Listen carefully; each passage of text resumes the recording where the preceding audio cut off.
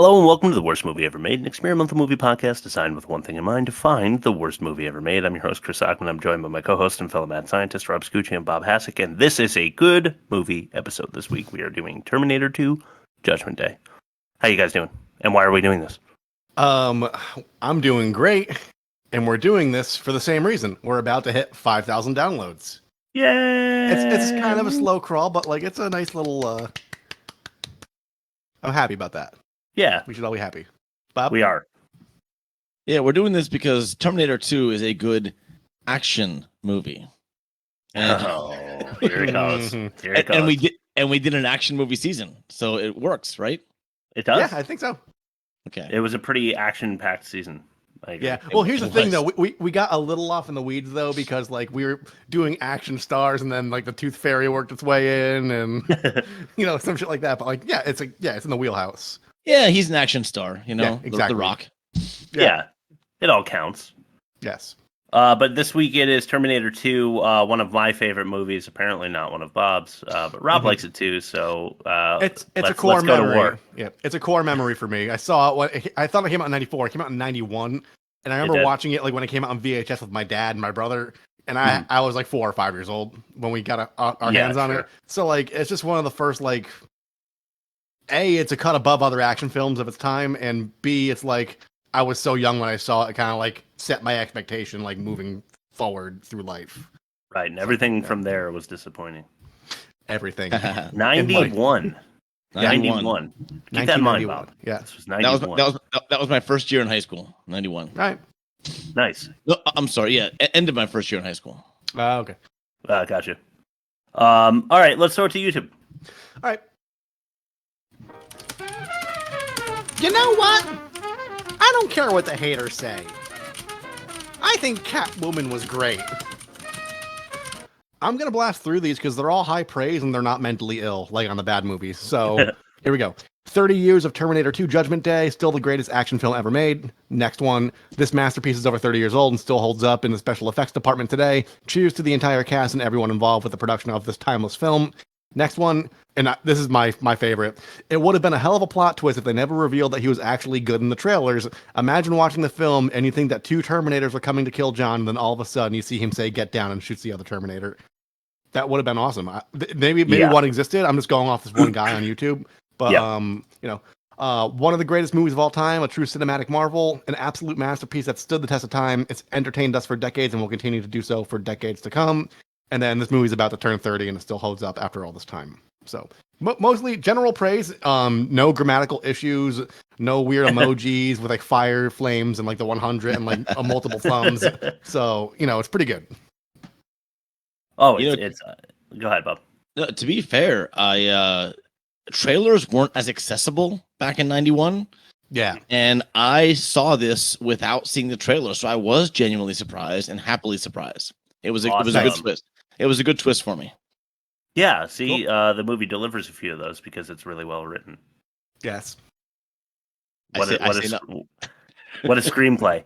Okay, test number 1, the best of its kind. The Worst Movie Ever Made presents the best of its kind. Yeah. All right. The Green Mile, Tom Hanks. We've got heavy hitters here for the most part. Oh, yeah, big time.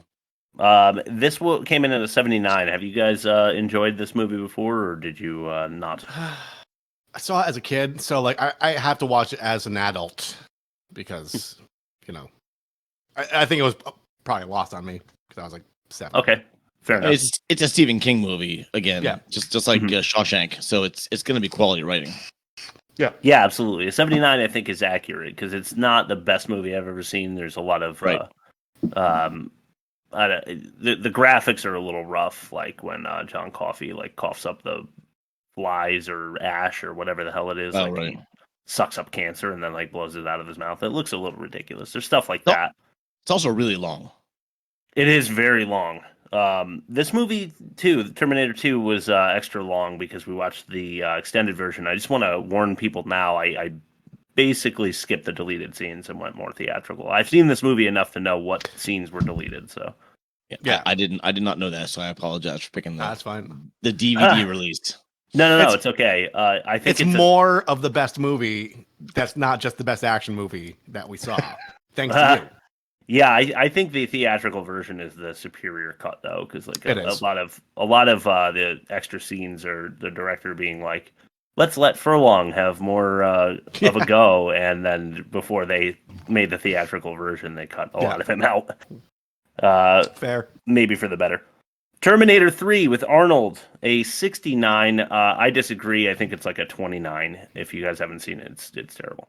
I've only seen 1 and 2 because like the diehards say those are the only ones that should be canon. Yeah. But I heard Genesis was actually like, because that's back with James Cameron, right? I think. Yeah, I think so. I heard that one's actually worth a look, but I haven't seen it. My friend Sean Barton, I think, likes Salvation. Okay. I think that's a Christian Bale one, but I haven't seen that one all the way through either.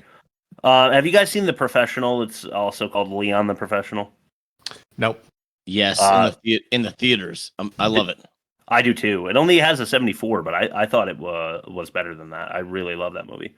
I'd kick it to like 80 or 90. Yeah, hell yeah. Yeah, for real. It's got Natalie Portman and Gary Oldman, and then what's the guy's name? The French actor who's Jean Reno. Reno, yeah, that's right. It's spelled like Reno, like yes, Vegas, yeah.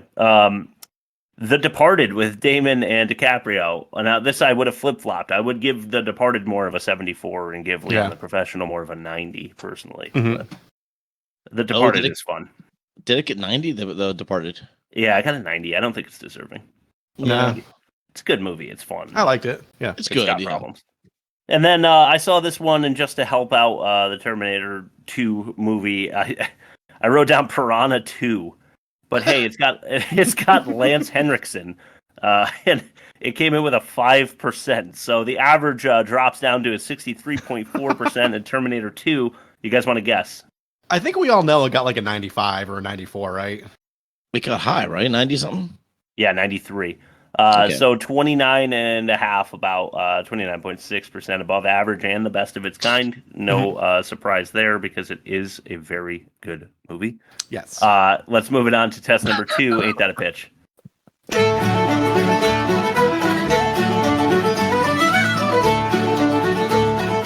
Now ain't that a pitch?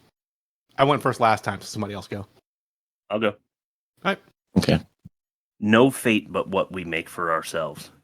Sarah Connor whispers in the direction of a shelf.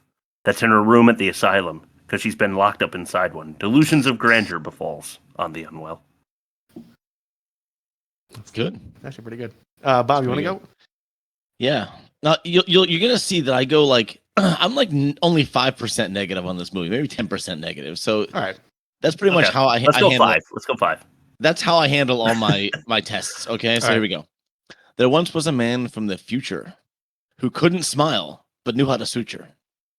Sarah and John Connor he protects, and there are some kick-ass special effects, especially the liquid metal pursuer.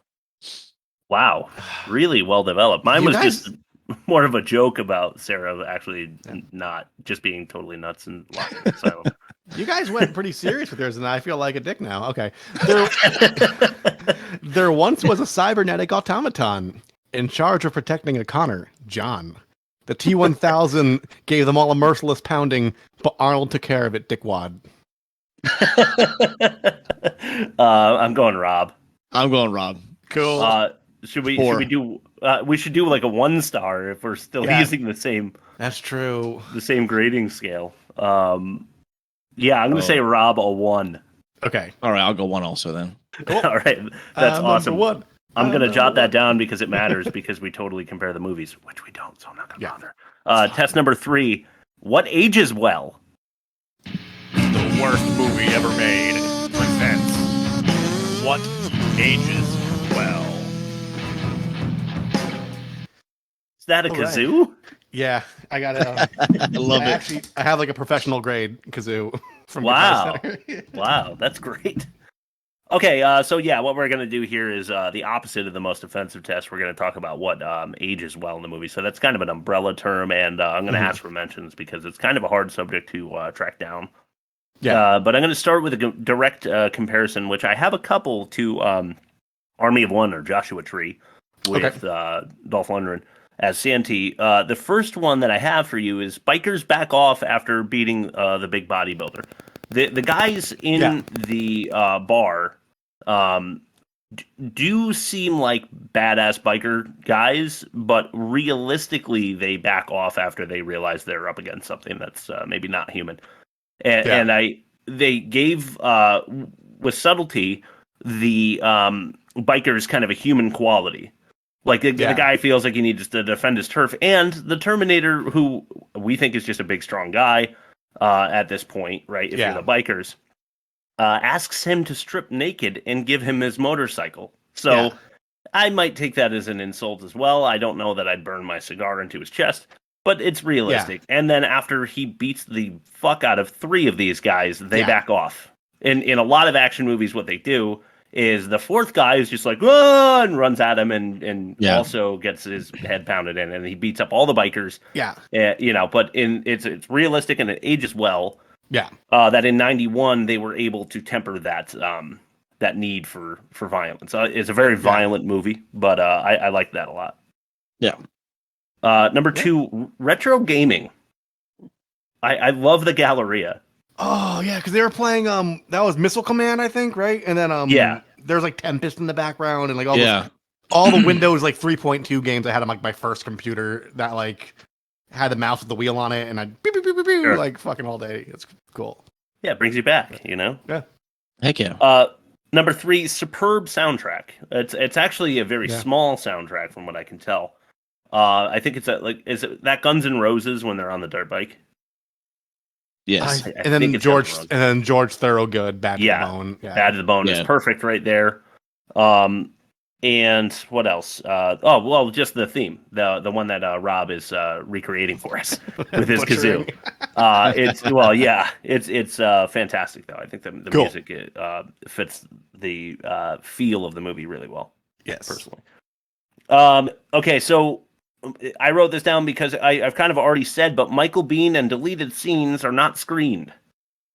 I didn't know this, but watching the deleted scenes, I was Bob, I'm not saying you have to go watch the theatrical now, but it is a much tighter, better movie without the stuff that they cut out, including Michael Bihn's, I think that's his name, right? The guy that's in Aliens. And we've talked about him before.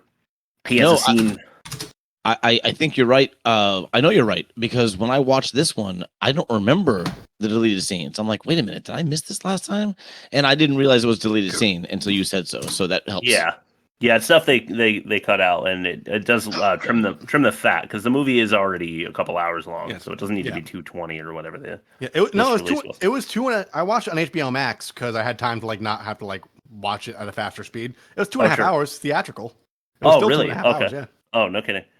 All right. We mentioned this as well, but the Terminator turnaround, and what I mean by that is that Arnold is not the bad guy, and I didn't realize that the trailers kind of gave that away. That's a real bummer. So that was news to me when you read that YouTube comment. But yeah, the fact that they make, and it's explained well. You want Arnold to be the good Terminator now because he's a pop culture icon in '91. But the way that they explain that is that the humans in the future can only afford basically to rig an older model, and send it back, and that's a good enough explanation for me. Yeah. Speaking of Arnold, number 6, Arnold's arms and accent are alleviated. Playing this role, could there be a better role for Arnold, the Austrian bodybuilder in America? It doesn't completely explain why he has an Austrian accent, but they don't say, I'm from Europe, but I moved here when I was young. It just works because Austrian, German, that area of the world has a very cold kind of, no offense, but kind of a computer-like sound to it, to me.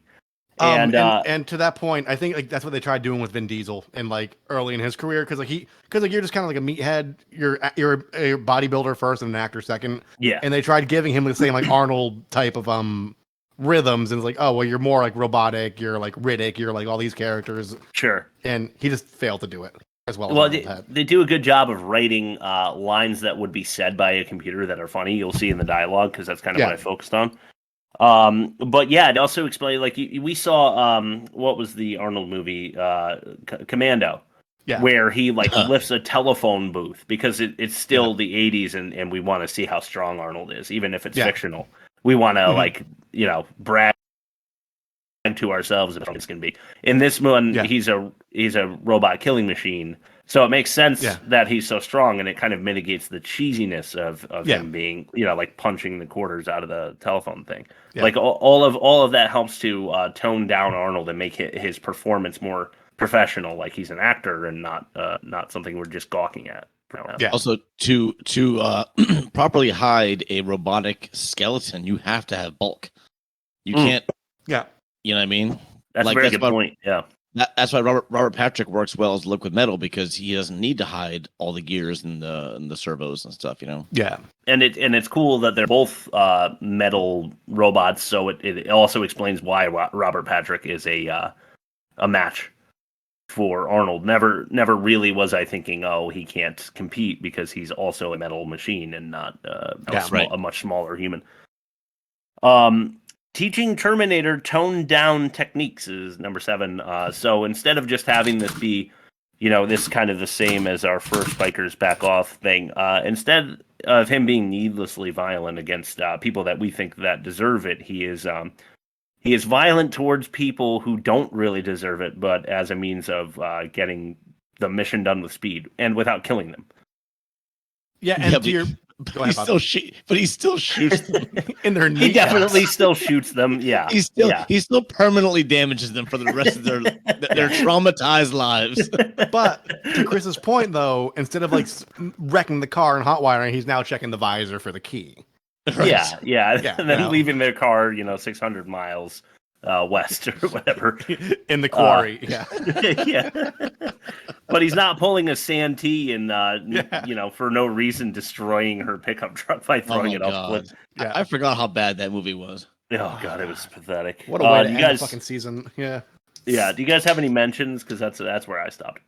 So I've seen Terminator, the first Terminator, maybe 2 or 3 times. Like probably like the latest I watched it was when I was like 12 or 13, and I haven't seen it since. Terminator 2 I've seen like 100 times. It's not a patronizing movie. You could watch it as a sequel, and they fold in so much of the old plot line into the new one by showing and not telling, which is like writers 101. It's like you show, you don't tell. You don't like say it through dialogue. You just show it through visual cues. And it's a great job. You don't need the first Terminator film to enjoy Judgment Day at all. I agree. Yeah.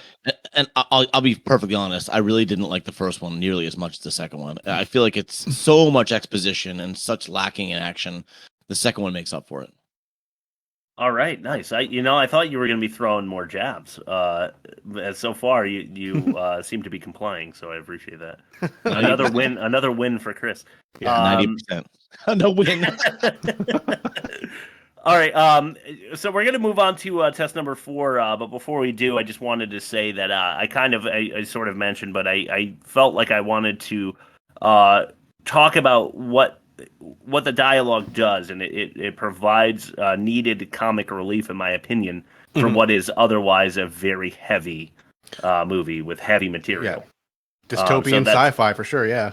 Right, so these clips are going to mostly be kind of short, and they're going to rely a little bit more on, showing off their comedic chops here. But let's do test number 4, the best dialogue. Sarah Connor,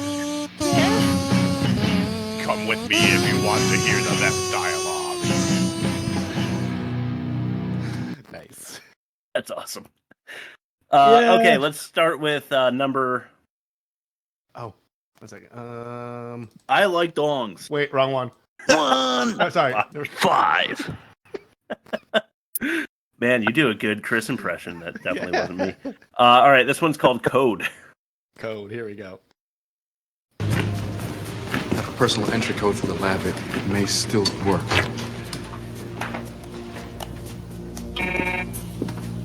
It's no good. Let me try mine.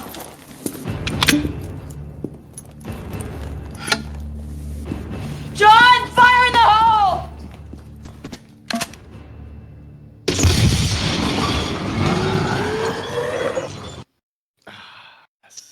Let me try mine. Classic Arnold. It's number 5 because it's not the best.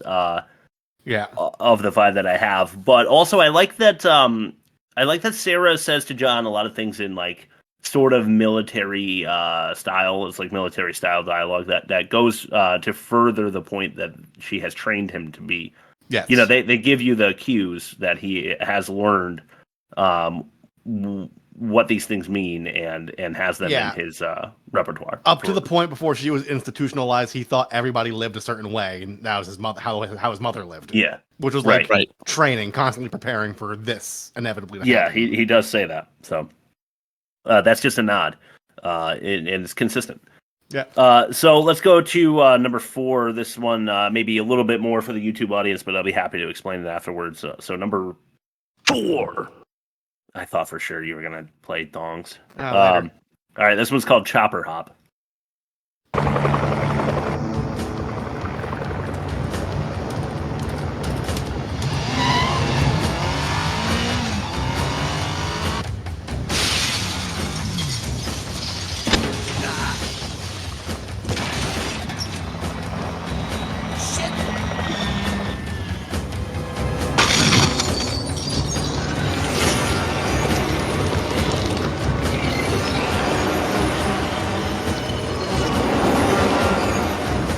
Get out.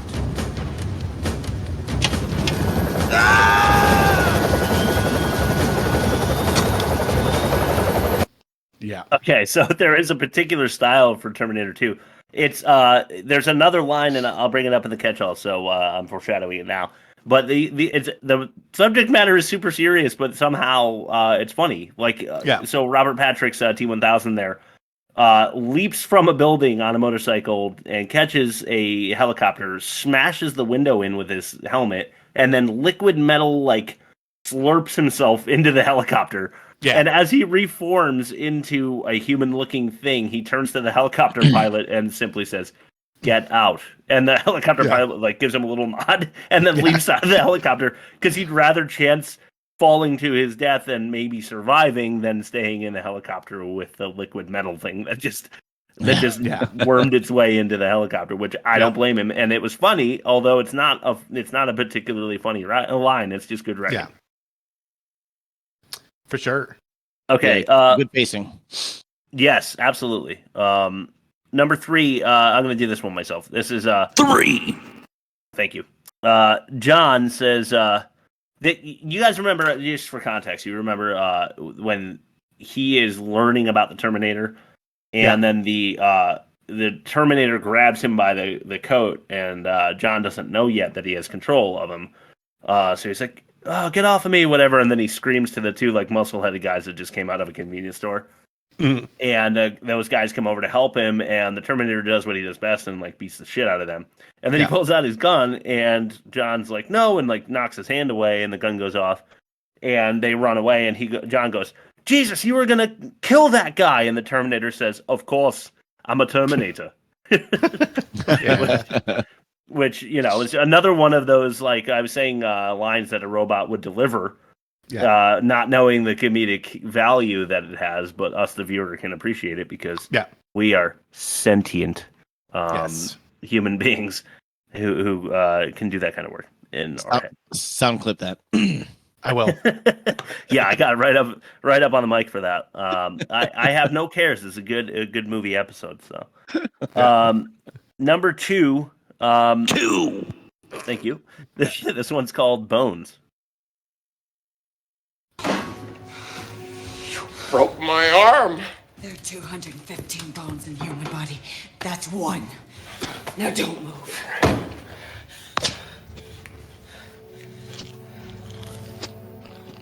What are you gonna do?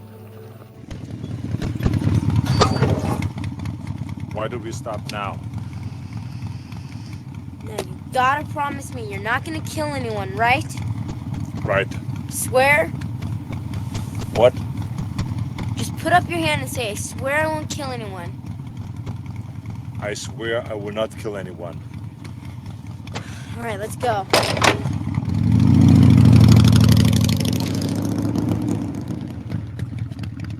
Visiting hours is 10 to 4, Monday through Friday.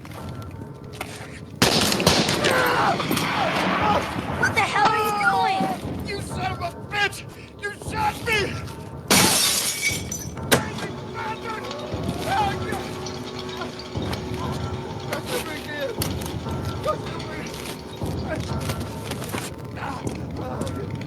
He'll live. Yes. I mean, so right? badass. He'll bleed out. Yeah. Yeah, he really might. Hey, the Terminator knows better. Like you said, he knows the human anatomy. He can suture, and he knew where he shot him was not a vital spot. That's right. And he wouldn't want to lie to John. He knows better than Sarah Connor because there's only 206 bones in the human body. Anyway. Yeah. Oh, shit. I used to quote that as a kid all the time. That's why I started there. I always thought that was a really cool line. So when I was younger, when I saw that, I was like... I always thought, I remember the pickup line, like, you walk up to a chick and you're like, there's 206 bones in the human body. How would you like 207? So I always mix it up. Oh, that's really good. I never heard that one. No, really? Yeah. All right. Well, that could have been number one, but instead, number one after the drum roll. One.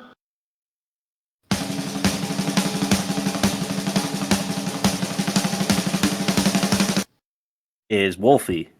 I like dongs. Sorry. Look, Todd and Janelle are dicks. But I gotta warn them. Shit. You got a quarter?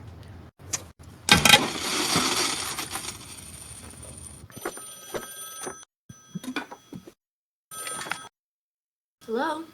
No, it's me. John? Yeah. Is everything alright? Are you guys okay? Are you all right? Fine. John, it's late. Honey, I was beginning to worry about you. If you hurry home, we can sit down and have dinner together. I'm making beef stew. Something's wrong. She's nervous. John? Where are you? What the hell is the goddamn dog barking at? Hey! Shut up, you worthless piece of shit! Dog's really barking. Jeez. I thought you were gonna tell the kid to get rid of that fucking mutt. John, honey, it's late. Please don't make... Can we be there? Honey, are you okay? I'm right here. I'm fine. You all right? What's the dog's name? Max. Hey, Janelle. What's wrong with Wolfie? I can hear him barking. Is he okay? Wolfie's fine, honey. Wolfie's just fine. Where are you? Your foster parents are dead. Oh, so fucking good. I mean, they made them kind of assholes. I think so. It lessens the blow of learning that those two people are dead. But you kind of already know, like the moment that Janelle or whatever switches hands, and then you hear the like, yeah, you know, it's the T-1000. I mean, you kind of were. They also made them kind of dicks so that when she's super nice, over chopping vegetables, that it's probably the T-1000. And then you get your information. But yeah, I like the writing, and I thought it was well acted by what I call in the catch-all a changeling in what's her name? Jeanette. She's a famous actress. I'm trying to find it. I'm not going to waste too much time here, but I think Jeanette I've seen her Goldstein. stuff, right? Okay, I know her. She's also in Aliens, and she plays Vasquez, and she is like a ripped and much tanner, short-haired person. She looks nothing like that. Yeah, she's also an Irish mom in Titanic, and she's the nurse in Senseless. I saw. Oh wow! So another one that we did. Good for her. Yeah. So she, yeah, that was a really good choice by her and her agent. Aliens. That would have been my pick for this week. Anyway. Well, you know, I do love Aliens quite a bit, and it's an action movie. So maybe the next time that we have a action heavy season, we can go with that. That movie is kick ass. Okay, let's do Rob's ad read. Okay. Today's episode of The Best Movie Ever Made is brought to you by Bro Brain's Mental Optimizing Vitality Capsules for Bros. Listen, we know that you know this stuff is basically just truck stop caffeine pills stuffed into a gel cap with ground up dog food and arnica, but it's the sponsor of our show, and we are telling you with a straight face that we've never been more focused, clear, and full of virility in our lives. You just have to take our word for it. So in between kettlebell exercises, ice baths, reading 10 books a day, and reposting other people's platitudes on LinkedIn with the words "this" as your caption, maybe just give us your money because we're in pretty deep with the folks at BroBrains and they have our tax information and address on file. Oh, that? No, I wasn't looking off camera for a nod of approval. And there's not a gun pointed directly at my head if I mess up this ad read. Just buy it, okay? Well, I hope you're safe, and thank you, BroBrains. I blinked twice. Just do I what saw you want. that. Like what? Well, unfortunately, you're kind of far away. Yeah, I can't really dead. get there. It's fine. Plus, I'm in the middle of a podcast, so I can't really call anybody. Fair. All right. Test number 5, the best production. So many fucking tabs. Best production. There we go. Now it's time for the best production. Yeah. I messed that one up. I kind of phoned that one in. I liked all. That one's crisp, though. That just sounds amazing. Still don't know how you managed to make it sound so much like me. Future. Amazing. Future AI. I feel like Chris was nervous to let me do this segment by myself. But yeah, I wrote it down and I was writing the best production. I was like, he's gonna fuck with this. I know he is. But I'm a company man. So all right. So what I'm saying, and I really felt this way when I watched this, they avoided most action tropes. They did very well. So they showed them reloading. Like I put a segment on my Thinking Movie Scenes page of them escaping the elevator in the parking garage. And like they very intentionally show them like, I'm out of ammo, help me reload. And like that's, you don't see that ever in an action movie. So clearly they showed it and then later in the desert they showed where they get the ammo and they get the weapons. Like nothing was left to the imagination or doubt. And I'll have to say the truck in the what do you call it? Like the gully, the drain, the reservoir. Reservoir. I also struggled to find that word, and it's. I thought the way the truck handled was more realistic than most action movies. Most action movies are like, this truck is like a race car, but they showed the truck really struggling to make those tight turns and bounce off the walls, and then eventually it just failed. So I'm going to say the action sequences, just in general, were filmed better than almost every other action movie. I'll say. Wow, nice. How do you want me to tag it? Not, for the comparison that we're totally. I think, like I said, avoided action tropes. Okay, yeah, I have that written, and I think also just to bolster your claim there, showing them reload, especially in the car chase when they're getting away from the T-1000, and he does the hooks on the back. When she keeps telling John that she's out of ammo, John is ready with another clip because, again, he's been trained his whole life to help his mother in that way. I don't know what they were doing where they needed to, maybe robbing banks and stuff with the guy they got the ammo from. I don't know, but they left that to the imagination because we don't need to know. We just need to know that he's well trained, and that was another way of showing it. And one thing that they actually, my credit is they left some things to the imagination.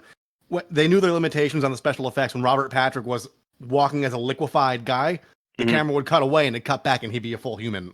They knew the morph might have looked rough, so they just they left it out and you knew what happened basically. But they showed the morph when he was running and it still looked okay. That did, yes, but the close up, they were like, no, let's not do right. close-up. Yeah. Right. And when they finally did do the close up morph, it was later when they explained that the heat was making him like kind of gooey. Yeah. So I think it helped with masking the transition a little bit because they kept showing him like rippling almost. Yeah. So glitching. Glitching, so to speak. Yeah. So amazing graphics department, but we have much more to say on that. Yeah, the action in this movie was not tropey at all, though. I completely agree. Test number 6, the best acting. It's easy to have good acting because they're all robots. You can just program them to act good. Have you ever thought about that? Didn't think so.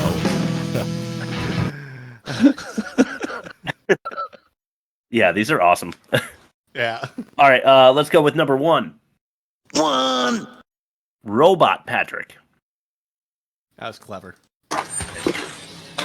Are you the legal guardian of John Connor? That's right, officer. What's he done now? Could I speak with him, please? Could if he were here. He took off on his bike this morning, so he could be anywhere. Do you have a photograph of John? Yeah, sure. Hold on. You gonna tell me what this is about? I just need to ask him a few questions. He's a good-looking boy. Do you mind if I keep this picture? No, go on. There was a guy here this morning looking for him, too. Yeah, big guy on a bike. Does that got something to do with this? No.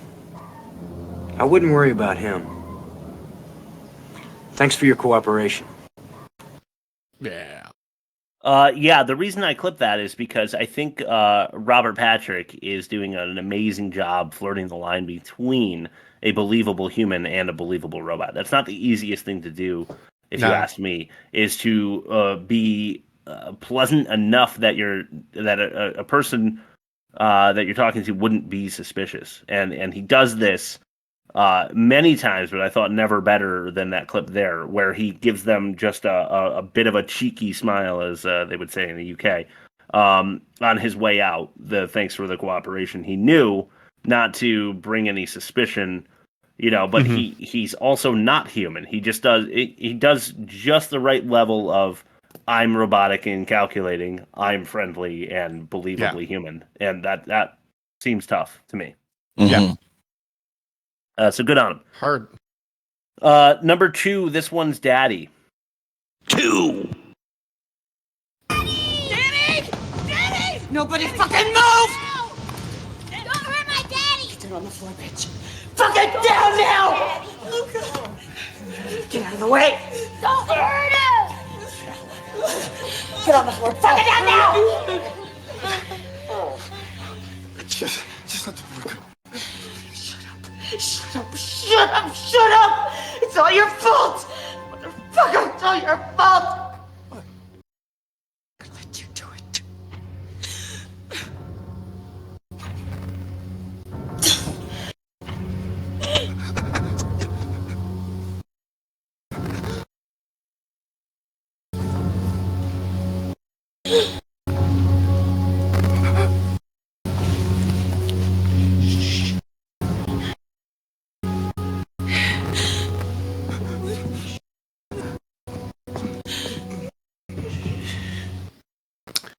Yeah.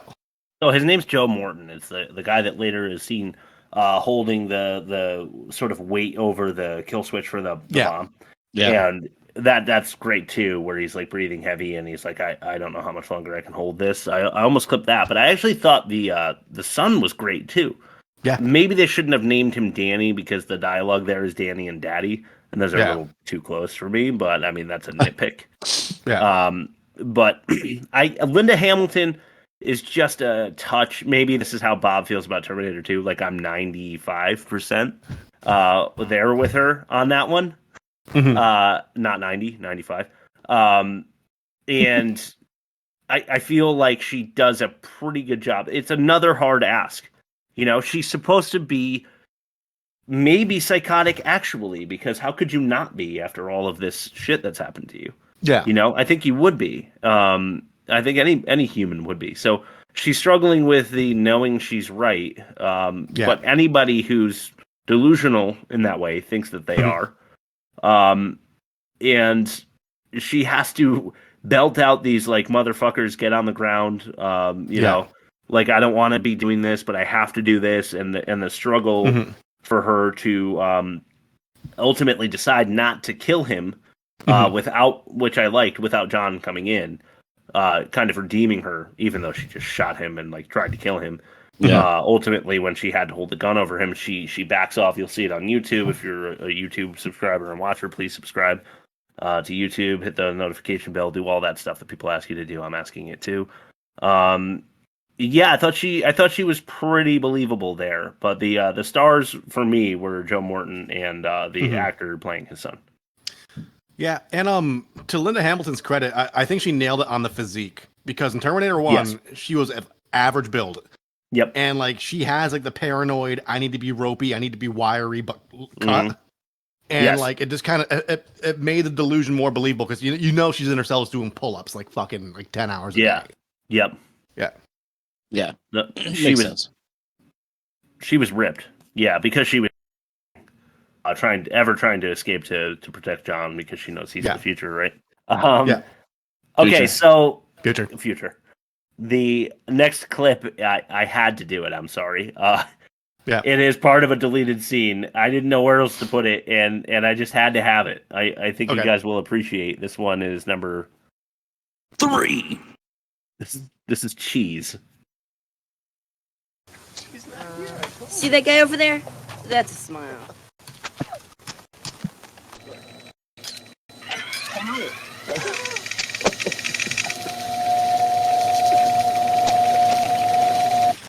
You're great.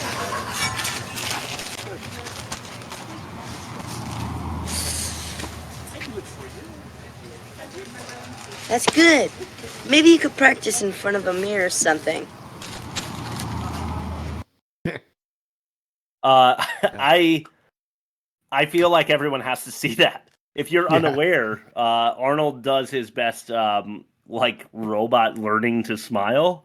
It's absolutely insane. I screenshot it and sent it to the guys earlier in the week because when I saw it, it reminded me just how insane that scene was. And you have to see it. I'm sorry I took one clip for best acting. It's a well acted movie. It's not the number one reason it's a good movie. So that's where I stuck it. Come at me. I'm gonna come at you for putting Edward Furlong in best acting. Jesus Christ! All right, it wasn't about him. And I agree. He was definitely the rough weakest link patch of the movie. For sure. I'm gonna give credit to our unofficial sponsor. Honest Trailers, because they mentioned that the Terminator has detailed files on human anatomy, but he never learned how to smile. That's a good point. Totally fair. Still, I had to. You have to see it. Check out our YouTube if you want to see the clip. Don't go anywhere. So are you telling me that was a deleted scene? Is that right? Yeah, it was. It was not in the theater. Okay, that makes sense. I don't remember that. Yeah. Okay. It shouldn't really be in the actual. It's too not to be deleted scenes. Deleted scenes were edited out for a reason. I do feel that way. Yeah, and I feel like most of the time they know where and why to clip, and I think they did a great job with this movie because I don't think they needed anything that they didn't include. Right. Personally. Okay, how about fact or no fact? Oh, right. Bob is a liar. He will lie to accuse us, but he will also mix lies with the truth to attack us. His attack is psychological and powerful.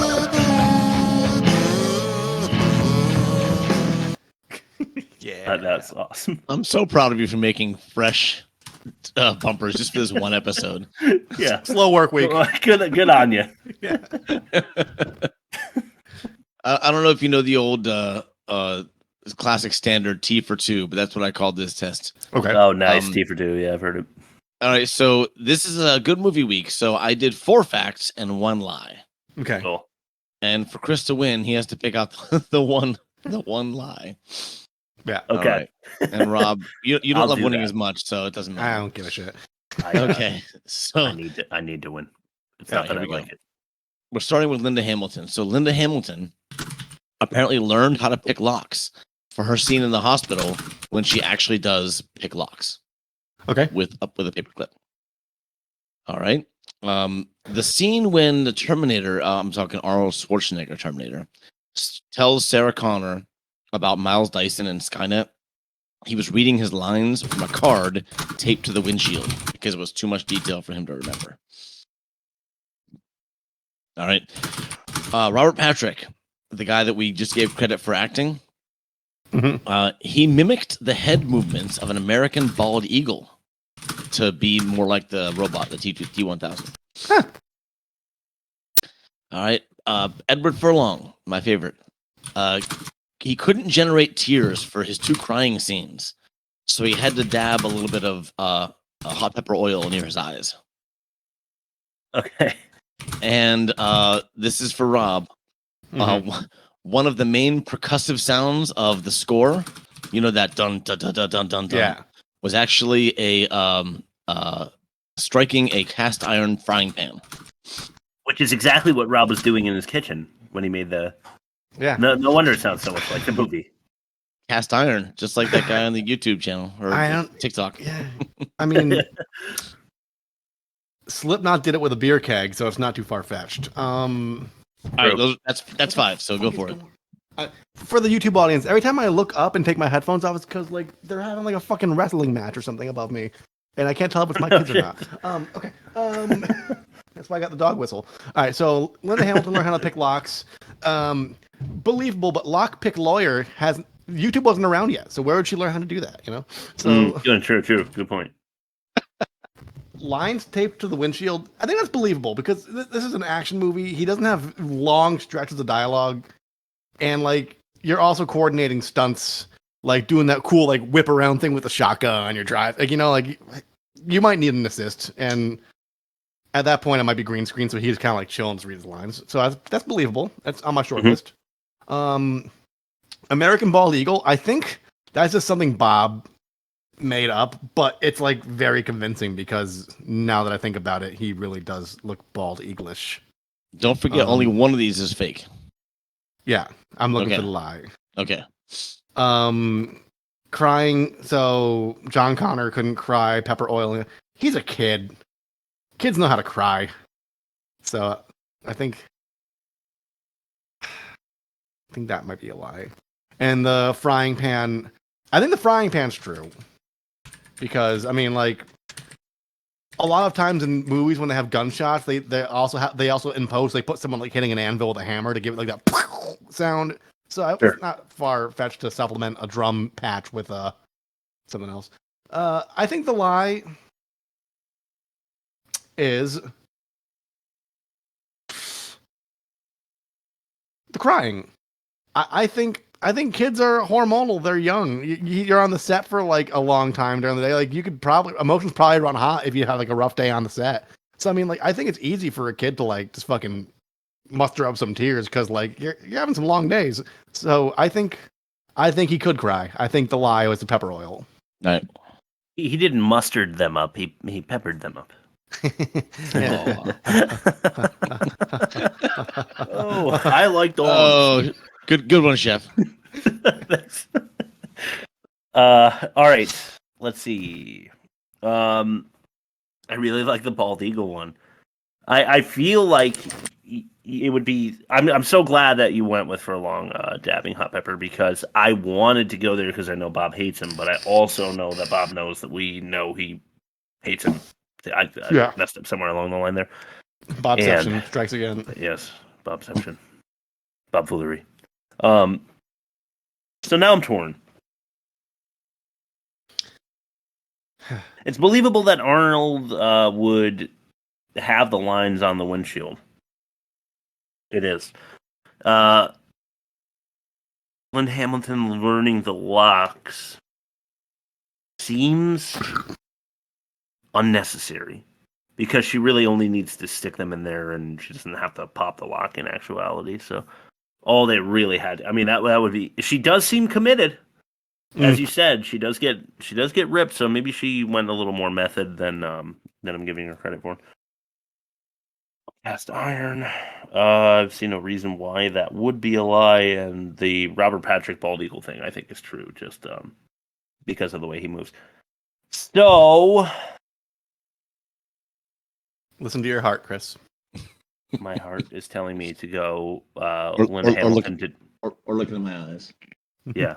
Let me see those. Camera's over here. I was staring at my microphone like a fucking idiot. All right, I'm going to say Linda Hamilton did not learn how to pick locks. All right, so we'll start with the facts. Arnold did read the lines off the windshield. Yes, he did. Not surprising. Robert Patrick did mimic the American bald eagle. Yes, he did. Okay. I was most convinced of that one. And the metallic sound was striking a cast iron frying pan.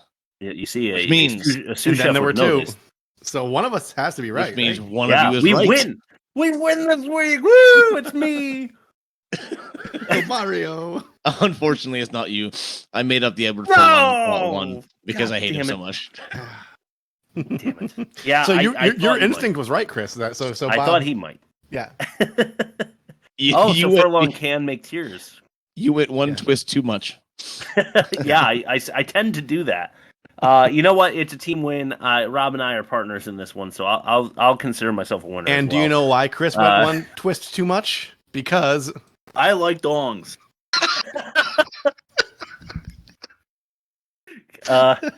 Moving on to the catch-all as fast as I can. That's good. Catch-all. You've caught one. You've caught them all. Welcome to the catch-all.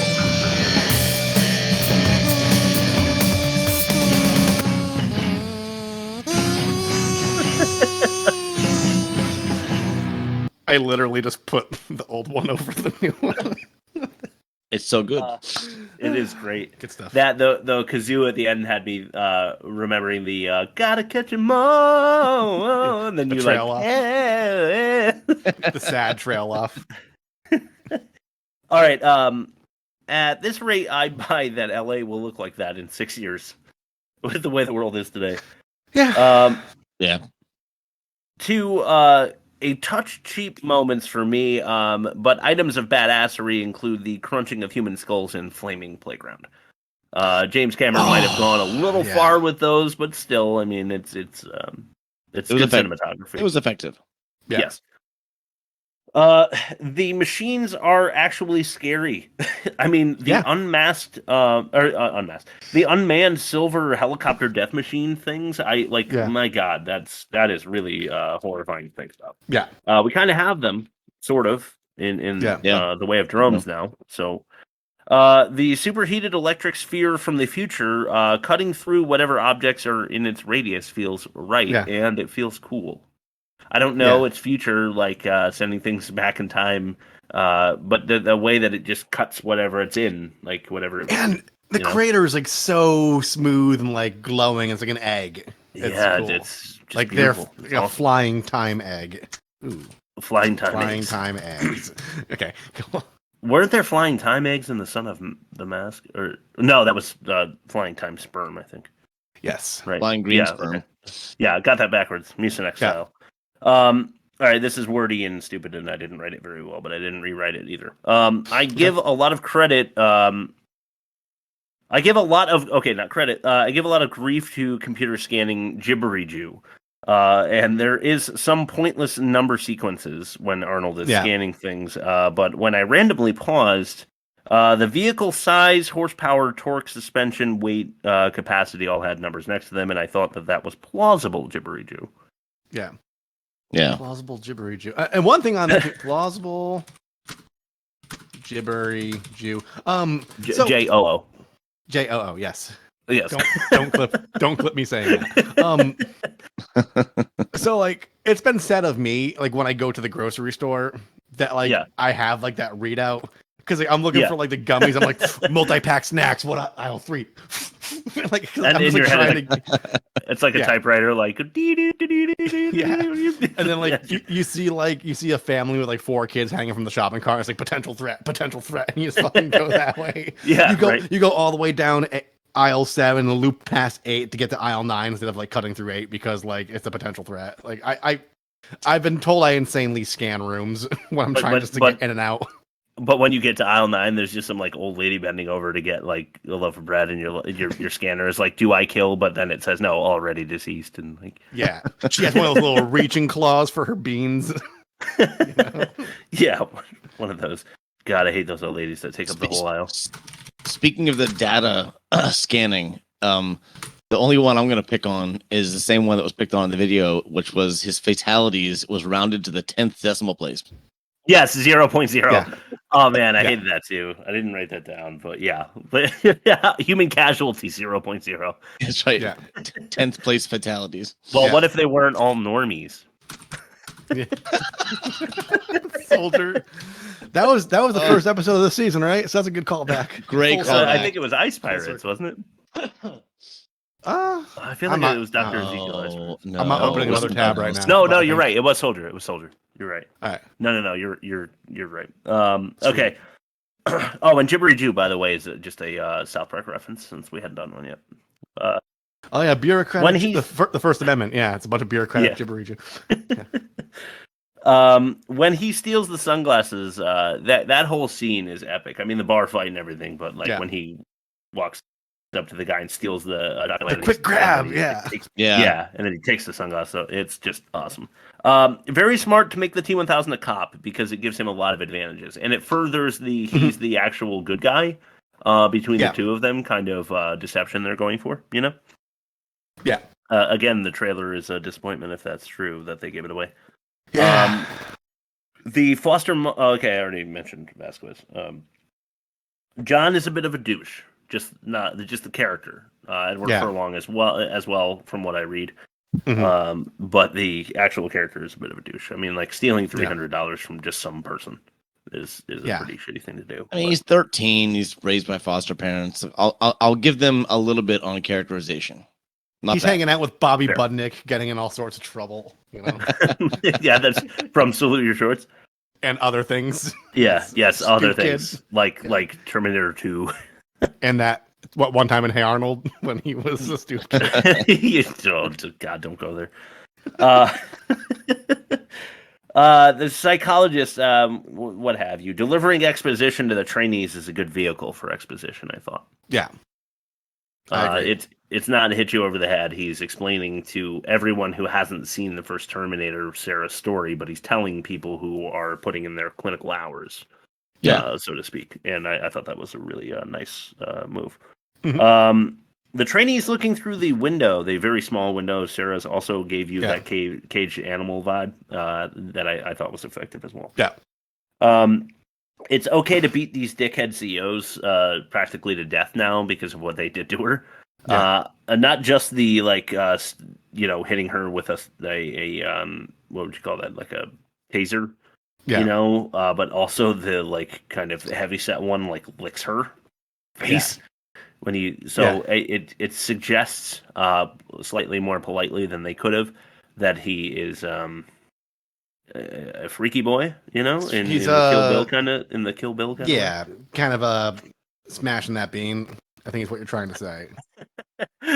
I think they only made him lick her face to qualify her knocking him senseless. That's exactly what I'm going for. Yeah, which is cheap, but at the same time, effective.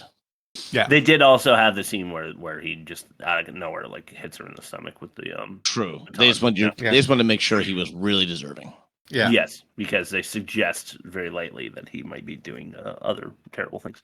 Yeah. The nuke scenes were very disturbing when I was younger. Oh, the fence, the freaking playground. Yeah, that really bothered me. I mean, I showed Erin because she's only seen the movie once or twice, and I just I was like, hey, could you come over here and look at this? Because I want to know if I'm alone here. Because they do a pretty good job of showing a nuclear blast with small models, I think. Once again, core memory, like this movie, like that scene in particular is just like, that's just humanity being fucking eviscerated, somewhat realistically for the mind of a 5 or 6 year old watching it. And exactly. It's cool. The same way. It's also very cool. Yeah, it is cool. Fast forward 30 years to Crystal Skull, and they didn't do it better. No, they did not. That's a very good point. While we're on the subject, it is South Park bingo. I had to fact check this, but I remember in an interview, Matt Stone and Trey Parker, when they first got into the 6-day timeline, they said that they used the same graphics engine that Terminator 2 used to bang out the construction paper animation of South Park, and that's why they could do it so fast because they're using a sophisticated special effects model to do cartoons. Yeah. Oh, cool. That's cool. I didn't know that. All right, let's do a clip. We got 2 more clips. I put them in the catch-all because they're kind of fun. This one is called Bah.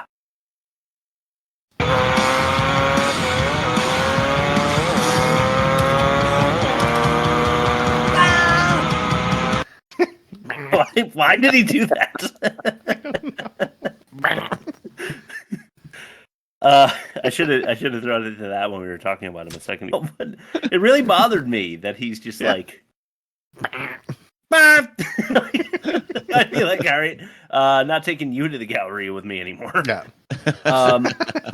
All right, the T-1000 should run when chasing John. Let's be honest. Right, because he does. When he gets on his dirt bike, he's like, no, I have a challenge. It's like your mission is to kill this kid, and you're in a hallway with him, only you're walking like like Jason Voorhees. Right. Just run at him, and he's dead. Yep. Or just make yourself like a really long spear out of your hand when he's like 15. Yeah, same thing in the end. Kill a couple kids as well. Yeah, same thing in the end sequence when like they're in the steel mill or whatever, where it's just like, why aren't you? The guy could run full tilt like faster than a fucking gazelle. Like, why is he not just like?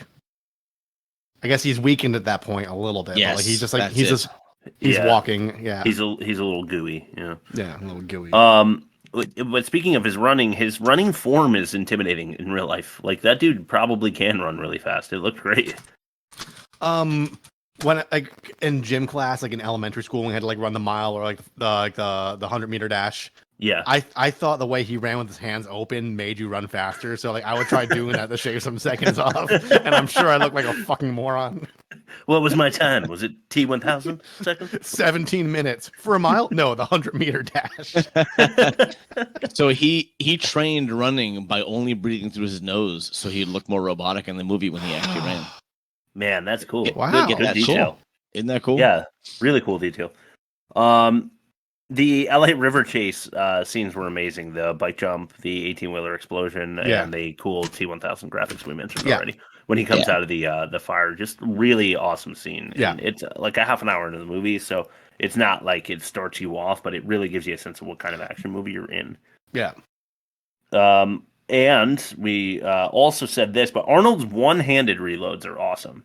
The fucking whip around shit. Yeah. So fucking cool. Really cool. I don't know exactly how it works. I was trying to like figure it out in my head, but I couldn't. Yeah. I did write down some tropes, but they are not maybe super typical to your point, Bob. And there's not a lot of them. I struggled because I usually do put tropes in, and I didn't want to shy away just because it's a good movie.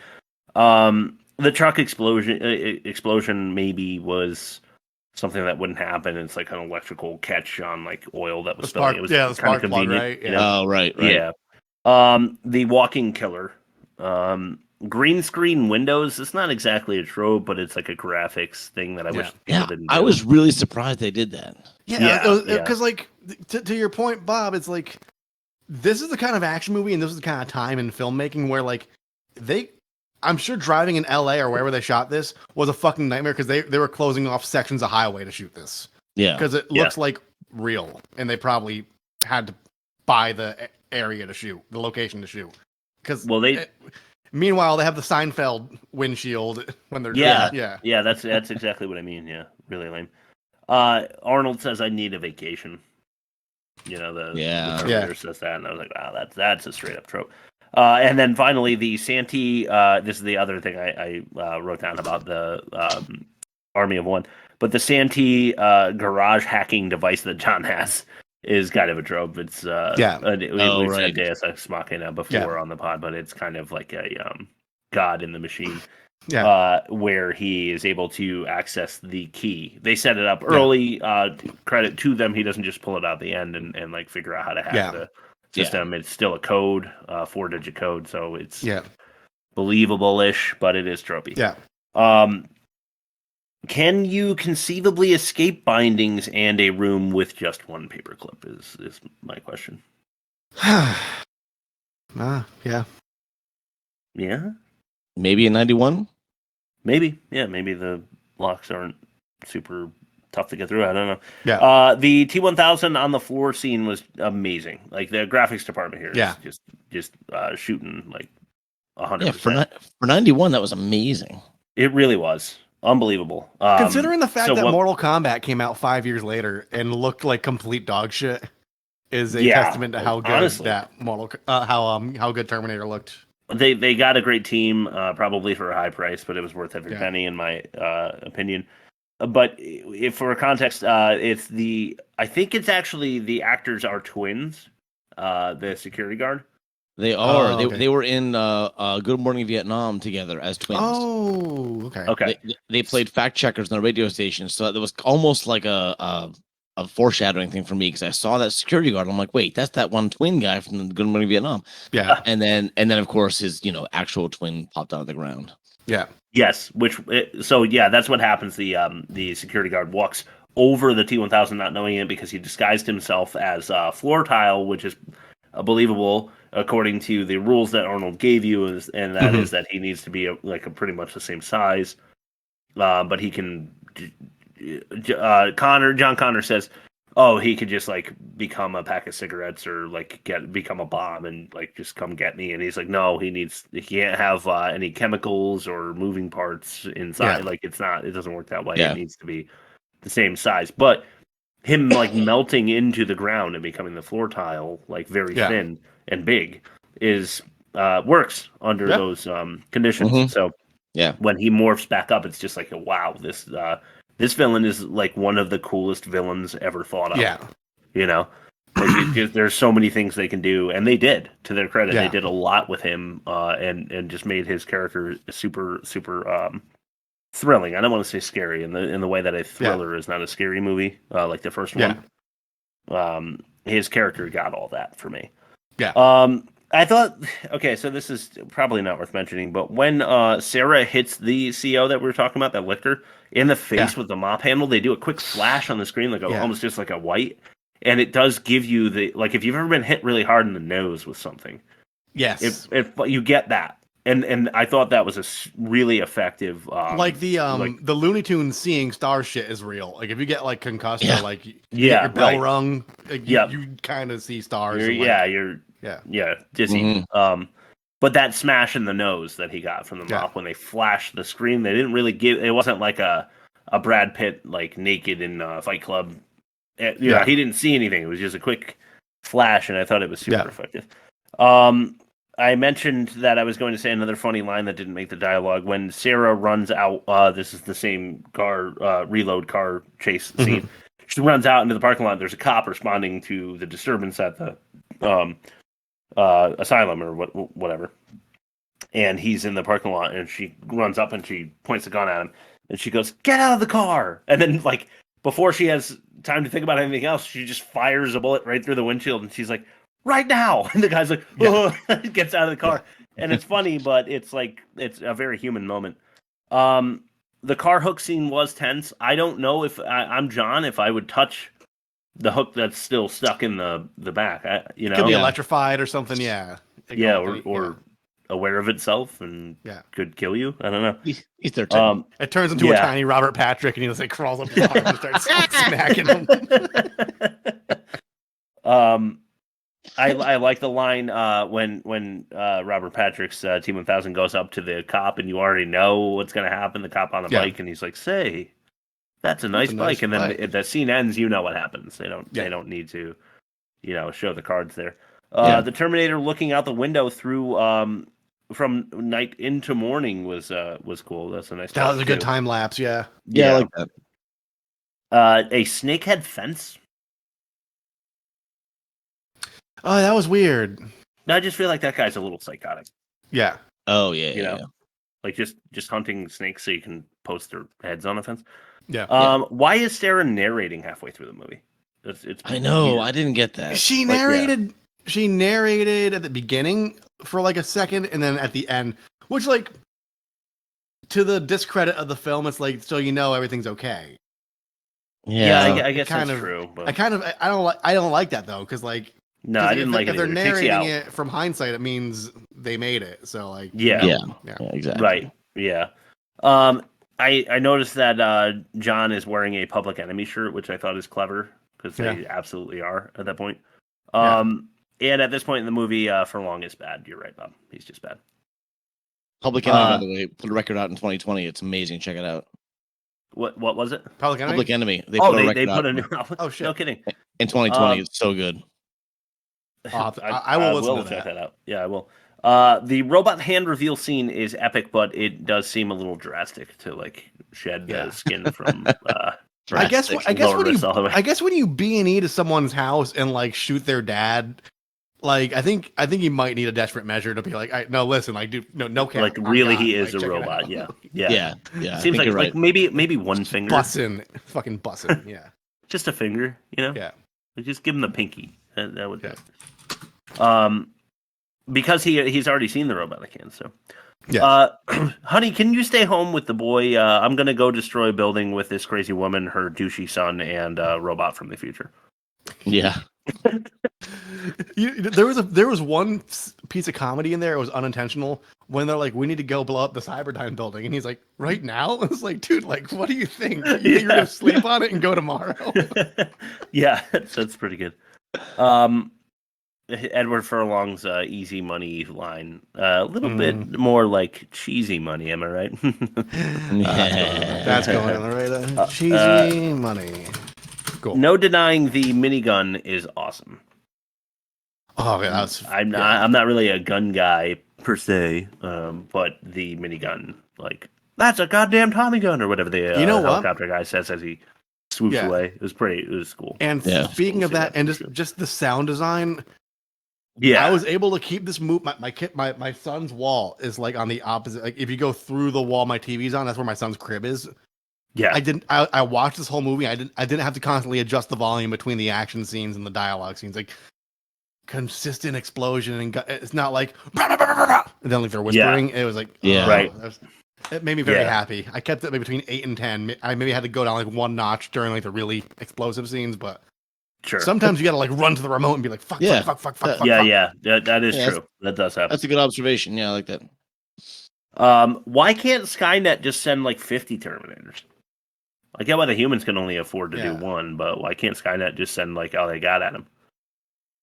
I think it's got to be more of a covert operation, because if they send 50 robots, then like because if there's one menacing robot chasing like the people that like who survive it, then like you're less likely to believe a person if like everybody saw the fucking robots, right? Okay, so it's like one cop has gone rogue.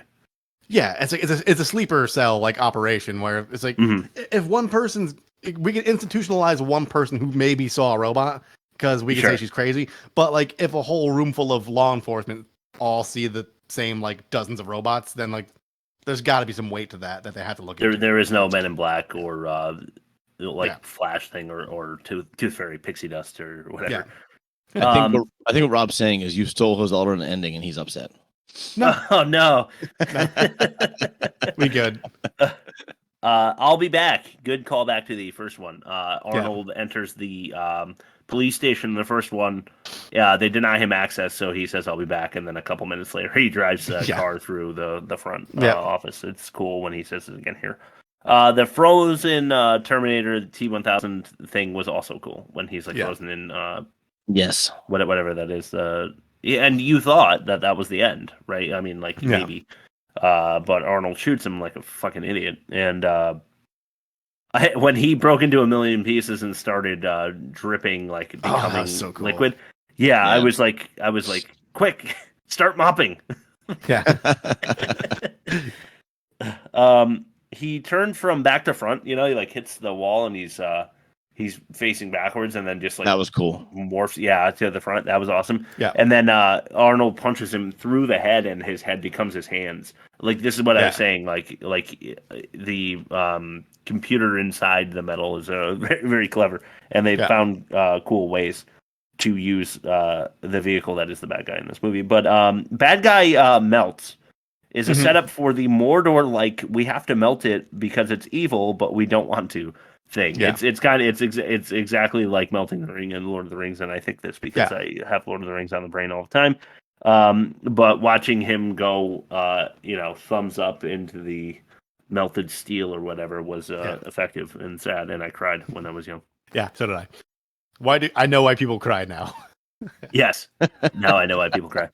And Bob is shaking his head like.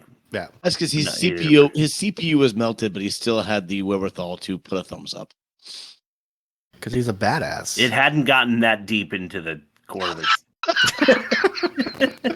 It was only partially destroyed. Yeah, you saw the deleted scene. You saw how deep that CPU was in the skull. Yeah. Yeah. It was damaged just enough to do a dumbass thumbs up. He was only 95% annihilated at that point. Yeah, 95%. That's the number of the day. Fuck you, Bob. He's such a good idea for a bad guy. I wrote. There's the downside. Yeah. Okay, so there's the downside of the old malleable metals for advanced Terminators idea. So when he enters a very hot area, and it's a good end. Fuck you, Bob. Mentions. I have one, and it's hanging shit on the movie. Yeah. What reception/security desk at any hospital or asylum just has windshield washer fluid sized jugs marked poison? Just what are you gonna do? That's the one thing in the movie where I was like, wait, like, that's awfully convenient, Sarah.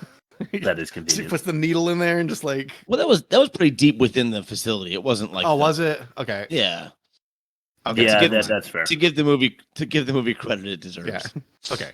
See, Chris, I'll give a mention. I was expecting about 10 fuck you Bobs. I only got 2, so good. You only got 2. We got a whole bunch of. I like dongs. So. Okay, fuck you, Rob. Moving on to your alternate ending. Okay. Where good Terminator alternate. This one's just a regular one.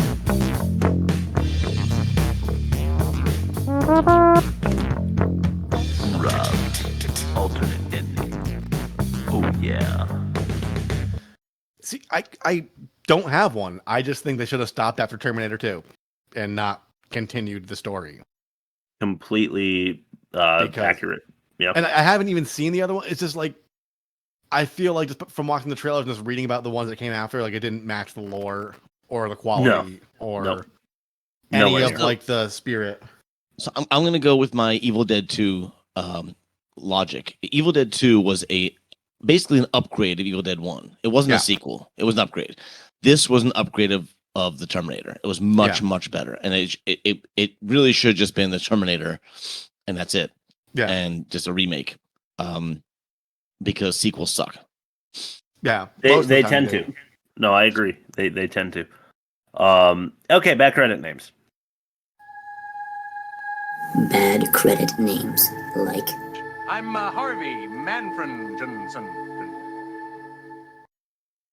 Okay, we have a lot here, so I'm going to go lightning style. Edward Furlong, Arnold Schwarzenegger. These are not real names. Analysis Burr. Dick Zicker. I only put him so close to the beginning because we've heard him many times.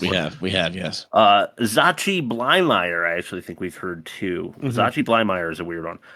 Okay, now totally original. Knox Grantham White. Knox Grantham White. Wow. Sounds like a 70s musician. Yeah. Yeah, for real. Mark Crash McCreary. Yeah. It wouldn't have made it. Even nicknaming yourself Crash, you wouldn't have made it. I'm assuming he's just that person. Unless your last name is McCreary, because that for some reason that completes it for me. Dan Tease. Ew. I just imagine him having like shaved legs and he only wears like really short shorts or something. Dan Tease Peak. Yeah.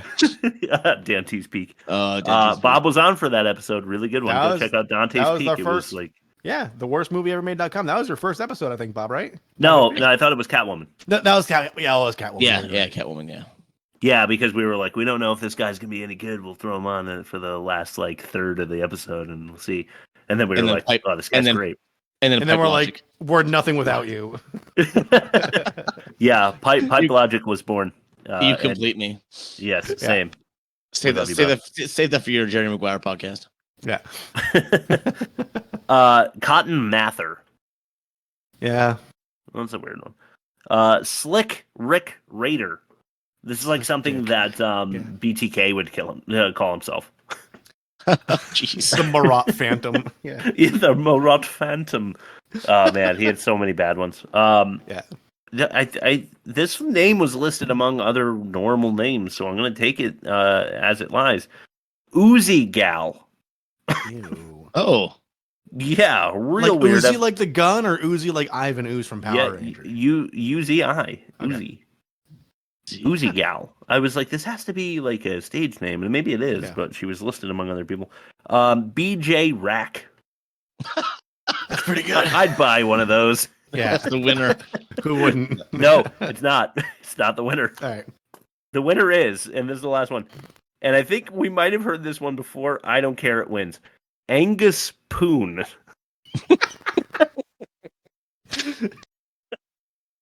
Yep. Angus Poon. Okay. That's the winner. Chicken dinner right there. Yeah, it is. Okay. We would normally compare the movies here and do the offensive minigame, but this movie wasn't offensive, and we're not comparing it to anything else. So we're going to move on to what we're watching next week, and unless I am wrong, it is Troy with Brad Pitt, Orlando Bloom, and Eric Bana. Oh my God, yes. I'm fairly certain it was ahead by a few votes. We actually got like 60 votes, 60, 70 votes this week. I was pretty happy with that turnout. In the heat of the moment, I did make a movie comparison bumper, not realizing that we don't compare them. So I'm going to play it real quick, okay? Go for it.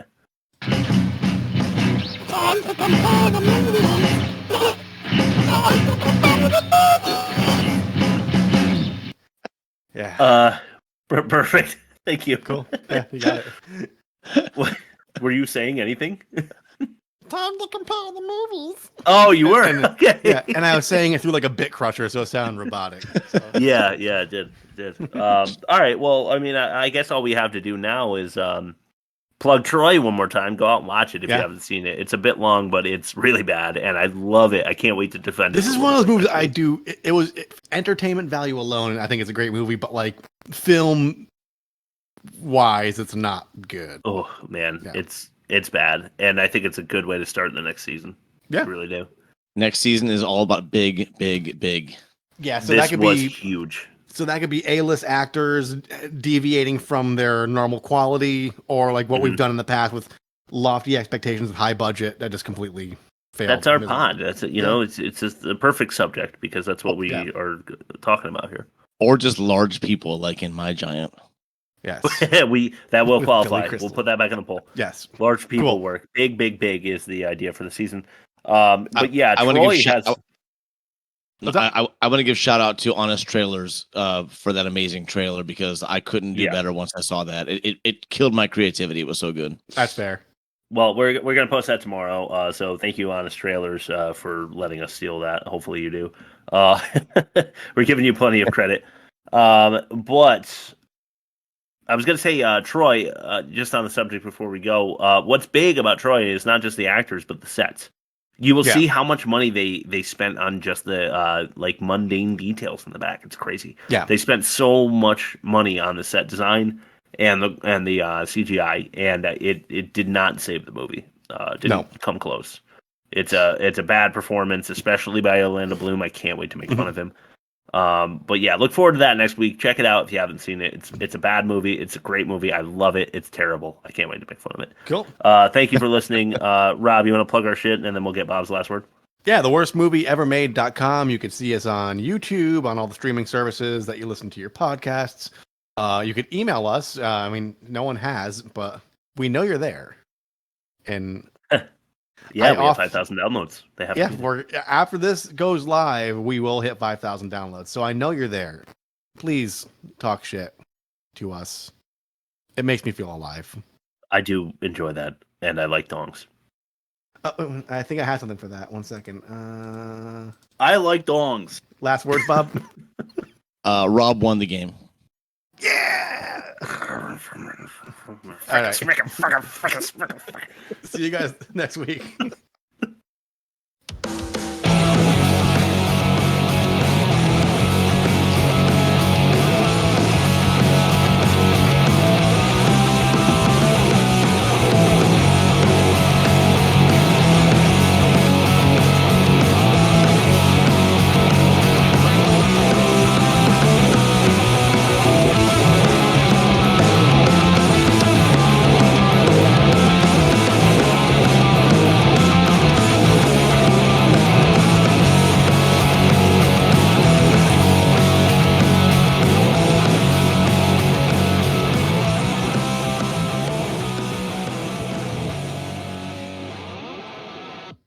I like dongs.